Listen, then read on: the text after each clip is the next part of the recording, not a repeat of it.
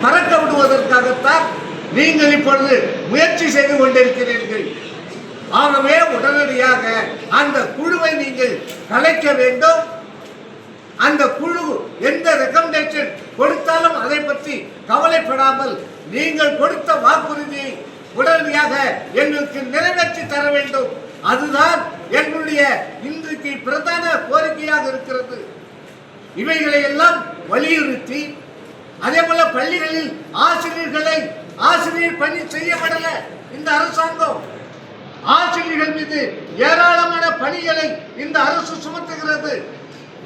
கற்பித்தல் பணியை தவிர இன்னும் மேற்கொண்டு 100க்கும் மேற்பட்ட வேலைகளை ஆசிரியர்களை மீது சுமத்தி ஆசிரியர்களை மன நோயாளிகளாக மாற்றுகின்ற திட்டத்தை தான் இந்த அரசாங்கம் கை கொண்டிருக்கிறது. கற்பித்தல் வேலைகள் நடக்கல. ஆசிரியர்கள் புள்ளி விவரங்களை சேகரித்து கொடுக்கக்கூடிய வேலையாளாக இந்த அரசாங்கம் மாற்றி வைத்திருக்கிறது. இதையெல்லாம் கைவிட வேண்டும். ஆகவே எங்களுடைய இந்த கோரிக்கைகள் எல்லாம் நிறைவேற்ற வேண்டும். நீங்கள் கொடுத்த வாக்குறுதி பிரகாரம் இந்த மாதத்திற்குள் எங்களுக்கு அந்த பழைய ஓய்வூதிய திட்டத்தை நாங்கள் அறிவிக்கிறோம் என்று நீங்கள் சொல்ல வேண்டும். நிதிநிலை காரணம் இல்லை என்று சொல்வதை ஒருபோதும் ஏற்க முடியாது. தமிழகத்துடைய வருமானம் 100 கோடி இருக்கின்ற பொழுது இதற்கு முன்னால் இருந்த முதலமைச்சர்கள் எல்லாம் பழைய ஓய்வூதிய திட்டத்தை அமுல்படுத்தினார்கள். ஆங்கிலேயர்கள் பழைய ஓய்வூதிய திட்டத்தை ஆங்கிலேயர் ஆட்சி இருந்த பொழுது பிரிட்டிஷ் கவர்மெண்ட் பென்ஷன் கொடுத்தது. ஆனால் இன்னைக்கு தமிழகத்துடைய நிலைமை நிதிநிலை மோசமில்லை. இன்றைக்கு தமிழகத்துடைய வருமானம் 3 லட்சம் கோடிக்கு மேல் இருக்கிறது. 3 லட்சம் கோடியிலிருந்து 4 லட்சம் கோடி வரை வருமானம் இருக்கின்ற பொழுது பணம் இல்லை, நிதி இல்லை என்று சொல்லுவதை நாங்கள் ஒருபோதும் ஏற்க மாட்டோம். எங்களை ஏமாற்றுகின்ற அந்த போக்கை தமிழக அரசு உடனடியாக கைவிட வேண்டும். எங்களுக்கு பழைய ஓய்வூதிய திட்டத்தை உடனே அறிவிக்க வேண்டும்.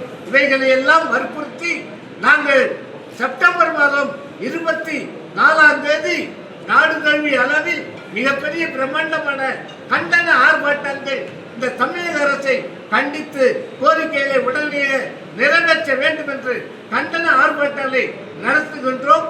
அதற்கு பிறகும் இந்த அரசாங்கம் எங்களுடைய கோரிக்கைகளை பழைய ஓய்வூதியத்தை கொடுக்கவில்லை என்றால் தமிழகம் கொந்தளிக்கும். தமிழகத்தில் இருக்கக்கூடிய ஆசிரியர்களும் அரசுகளும் ஒன்றுபட்டு காலவரையற்ற வேலை நிறுத்த போராட்டத்தில் நாங்கள் இறங்குவோம். அதற்கு எங்களுடைய இயக்கம் முன்கை எடுக்கும் என்று தமிழக அரசுக்கு மாண்பு முதல்வர் மு.க. ஸ்டாலின் அவர்களுக்கு நாங்கள் தெரிவித்துக் கொள்கிறோம். மாயவன் நிறுவன தலைவர், தமிழ்நாடு உயர்நிலை மேல்நிலைப்பள்ளி பட்டதாரி ஆசிரியர் கழகம்.